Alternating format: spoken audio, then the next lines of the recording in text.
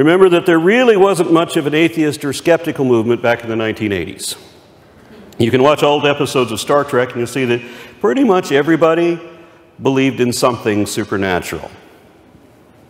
So whenever anybody protested on the imposition of the religious right, they either identified as pagan or they identified as satanic. In either case, you go to the same barber. Now, let's see a show of hands. How many of you have been told by Christians that you really believe in God, you just hate Him?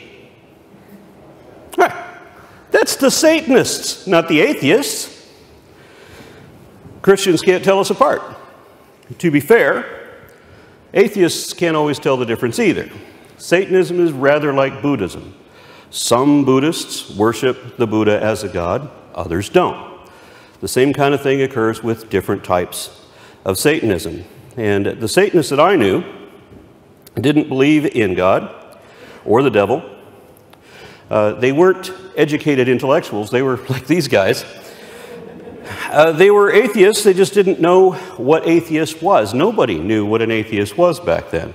They just knew that there was something really wrong with religion, and they wanted to get as far away from Christianity as possible, and Satanism was the only label they knew that would put them on the opposite side. We had all been told that atheists believe in nothing, as if we're all nihilists, as if not believing imaginary things are real is the same thing as not believing anything is real, including yourself. Or we were told that atheists reject any possibility of anything existing that can't be proved, which of course no reasonable person would believe. It's like when Oprah said you can't be atheist if you experience awe and wonder, as if she knows anything about that. The problem is, if everybody keeps repeating the same lie systematically for decades, people will believe it. I was an atheist for 15 years before I knew what that word meant and that it applied to me.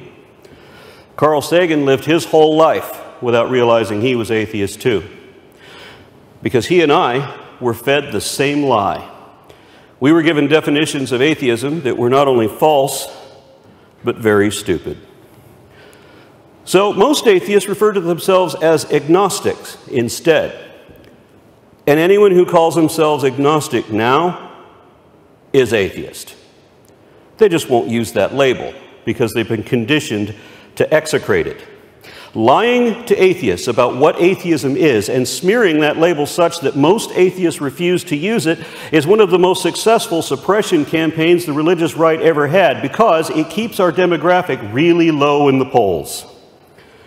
And the fact is that if you don't believe that there's a magical, anthropomorphic immortal secretly spying on anything you ever do, then you're atheist.